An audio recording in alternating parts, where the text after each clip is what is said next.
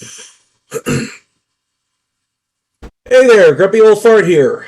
I'm doing an advanced Dungeons & Dragons monster video on the Dracolisk. One of my viewers requested I do a video on this, and so here we go. The Dracolisk is an odd duck in the advanced Dungeons & Dragons world. It's not quite a dragon, it's not quite a basilisk, but it has many of the abilities of both. The book says it is most likely the offspring of a natural mating between a black dragon and a large basilisk.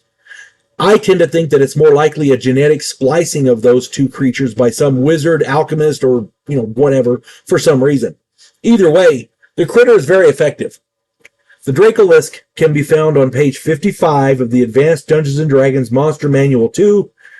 Be sure to read up on it very thoroughly before using it in your game. First off, in melee combat, a Dracolisk uses Claw Bite very, very effectively. But before it closes to melee range, a Dracolisk has two very special abilities. The first is the Petrifying Gaze.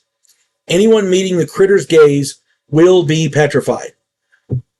A special note here, the book does not specify that there's a savings throw.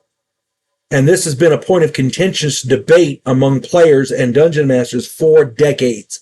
I remember arguments on Dracolisks. Well, it has to have a savings throw, otherwise why do you have a savings throw versus petrification? Yeah, but the book specifically doesn't say, the book doesn't say it. It gives a savings throw for the breath weapon, but not for the gaze weapon. Yeah, but, and back and forth and back and forth. Frankly, I think it should be up to the individual dungeon master, whether or not player characters get a savings throw versus petrification. In my humble opinion, since the breath weapon specifies a savings throw, and then the gaze weapon does not get a savings throw because it's not specified. Again, that's just my opinion. The reason I say that is because there's also a chart for whether or not you look into its eyes while you're doing melee combat with it. So to me, that covers the savings throw aspect of it. That's just my opinion. Secondly, the critter can spit acid for 4 to 24, 4d6, 4 to 24 points of damage. Half of that if a save versus breath weapon is made. The Dracolisk can spit such acid 3 times per day. Now, this makes it a very, very difficult creature to combat. In my opinion, the Dracolisk would start out with the gaze weapon because it can eliminate the most enemies in the shortest time. Then, before those enemies can close the distance, a healthy dose of acid, which will cover them and the floor, should be liberally applied by said Dracolisk. I did a video why black dragons are so effective underground, and you got to go check that video out. You'll see what I'm talking about. In underground settings, acid pools. And if you're fighting a black dragon and it's standing in a pool of acid, in order to fight it with a melee weapon, you have to be standing in the acid, therefore taking damage every round. Even if it's only half damage, that's still a lot of acid damage. Unhealthy work environment. I believe that's the term I use. Excuse me. Note the chart in the critter's description regarding the chances of meeting the gaze.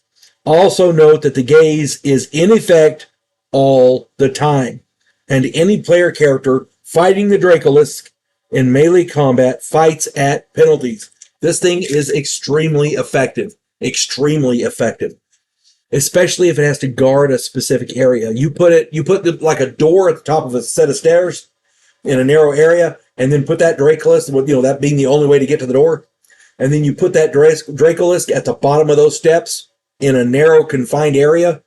Yeah, that's a hell of a guard right there. That's going to be difficult to get through. Especially if it decides that standing in a pool of acid is nice, which, being half black dragon, it's immune to. So, just saying. A Dracolisk can be very, very effective as a guardian. They fly for short periods of time, but they're not great at it. But they do have 6 legs and they're very fast. So keep that in mind. I prefer, if you're going to put a creature as a guardian, especially one this powerful, with a gaze weapon and an acid weapon, that it is immune to, I would suggest a narrow corridor leading up to those steps, because that's less of an area for these people to bypass the monster. Plus, in an enclosed area, the acid, just saying. I don't want to harp on that, but to me, that's killed more player characters in my games than just about any other underground setting. It's a black dragon in an underground setting. Man, I've had groups of players. Oh, well, it's a dragon, underground, run. It's going to be a black dragon, run. That kind of thing. Not all of them are black dragons, but it's nice to know they are paying attention. I hope this finds everybody well, and kudos to the guy who suggested the Dracolisk. Great monster. Hope this finds everybody well. You folks have a good day. God bless one and all.